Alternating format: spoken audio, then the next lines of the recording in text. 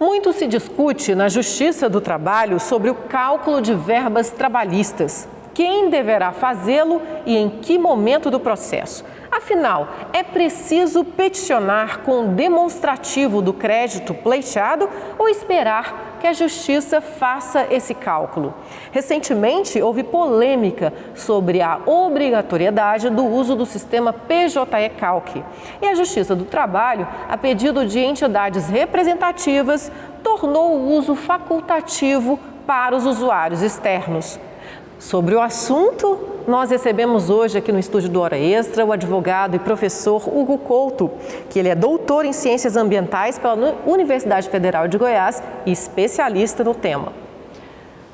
Doutor Hugo Couto, seja bem-vindo ao nosso programa. Bem, para mim é um privilégio estar aqui no Hora Extra.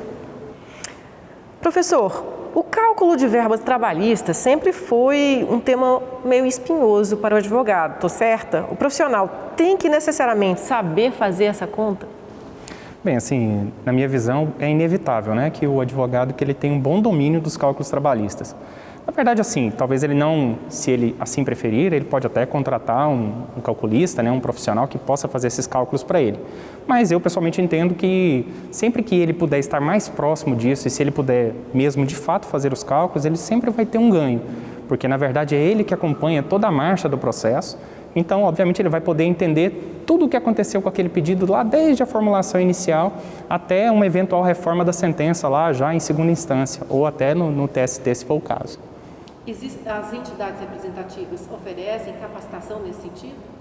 Sim, algumas iniciativas muito interessantes, até no final do ano passado, o CSJT disponibilizou algumas capacitações, assim, com algumas informações básicas sobre o sistema. Acho que até com esse objetivo mesmo de sensibilizar os advogados para a utilização do sistema. Que é o PJE-Calc. Isso, é o sistema PJE-Calc, que é o sistema padrão de cálculos da Justiça do Trabalho. Professor, nós vamos falar um pouquinho mais sobre o PJE-Calc mais à frente, mas agora tem uma perguntinha que tem a ver com a pergunta da advogada Diane Maurício. A minha pergunta é: o trabalhador consegue aprender a fazer os próprios cálculos, pode entender um pouquinho, ou é uma matéria afeta apenas aos profissionais, aos advogados? E aí nós vamos emendar com a pergunta da Diane Maurício. Vamos lá ouvir.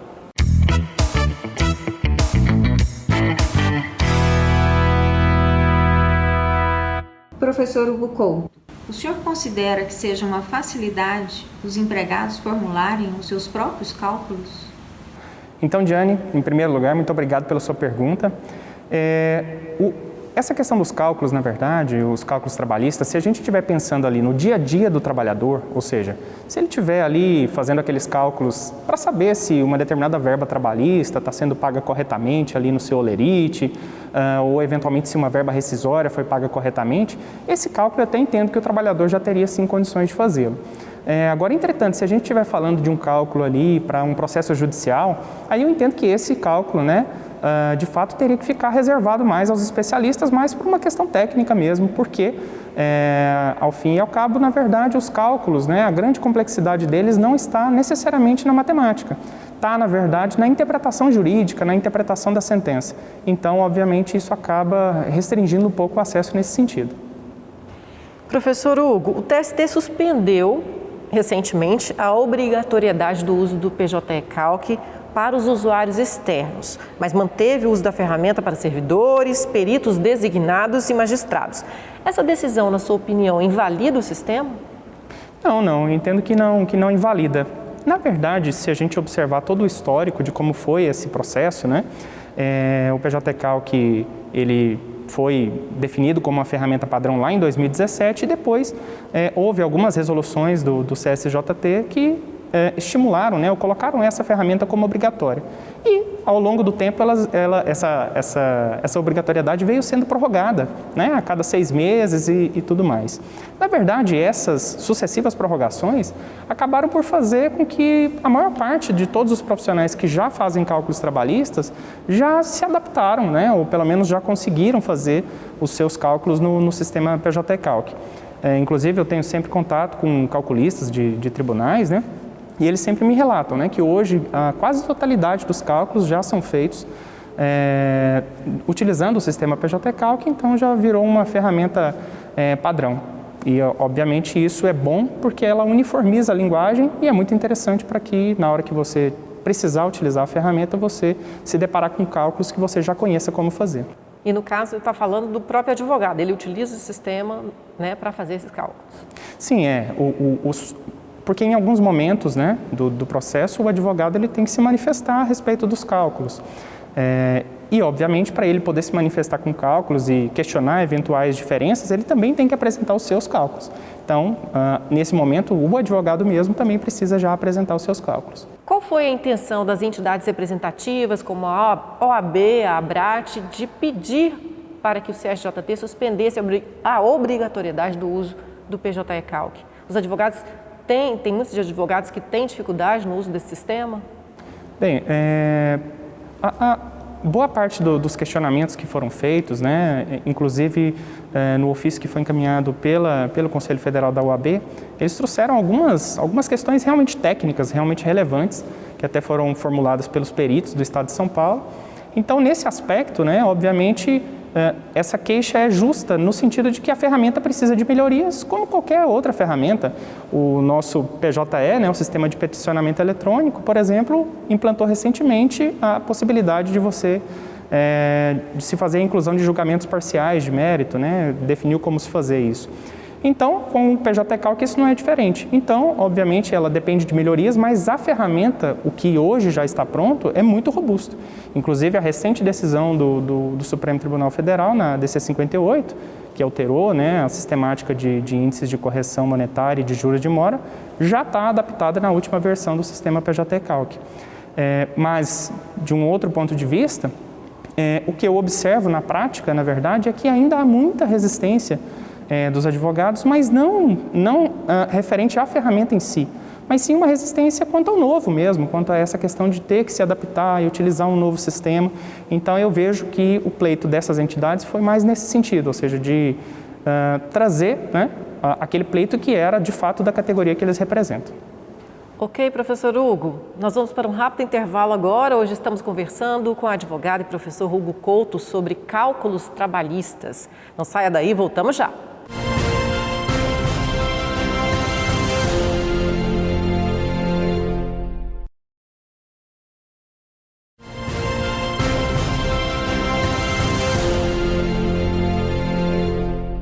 O Hora Extra está de volta. Hoje estamos conversando com o professor e advogado Hugo Couto sobre cálculos trabalhistas, petição líquida, sentença líquida. Professor, quanto à decisão do CSJT de não obrigar o uso do PJE-Calc para usuários externos, quais os efeitos dessa decisão na prática? Ela exime o advogado de aprender a lidar com o sistema? Bom, esse é um aspecto muito importante, né? Na verdade, assim, quando se olha para a decisão do CSJT, todo mundo, principalmente os advogados, né? Eu me incluo nesse time, todo mundo olhou, na verdade, para a questão da não obrigatoriedade para os usuários externos. Mas, na verdade, o mais importante da decisão foi o outro ponto da decisão que colocou como obrigatório para os usuários internos a utilização do sistema. Os servidores, os calculistas, os peritos designados e até os magistrados. Por que isso é importante, na verdade? Porque o que acontece? Se a gente olha para um processo que está lá na fase de liquidação de sentença, né, que é justamente a fase onde vai se apurar o quanto é devido, né, no final das contas, e isso, obviamente, tem que passar pelos cálculos, o que a gente tem, na verdade, o rito que a gente tem hoje, até depois da reforma trabalhista, é um rito que nos exige o seguinte, né? Então, você tem o cálculo iniciando ou pelas partes ou pelo contador judicial e, obviamente, depois abre-se vista para as partes poderem discutir sobre esses cálculos. Se a gente pega a situação em que esse cálculo é feito ali pela própria contadoria judicial, os servidores, como eu já havia dito, eles estão obrigados a utilizar a ferramenta. Então, é inevitável. Imagine só a situação de um advogado que ele vai ter que impugnar um cálculo num prazo extremamente curto, exíguo ali, se ele não tiver o domínio, ou pelo menos entender como a ferramenta funciona. Então, é extremamente importante para que ele tenha a compreensão de como fazer isso, para que ele domine a ferramenta de alguma forma. Lógico que ele pode, eventualmente, somente conhecer como que são emitidos esses relatórios pelo sistema, porque eles são bem completos e bem didáticos. Mas para ele poder impugnar os cálculos, ele vai ter que retornar com um cálculo para dentro do processo. E, inevitavelmente, ele vai ter que conhecer como que o sistema PJE-Calc faz isso, como que são incluídos, né, os parâmetros do sistema.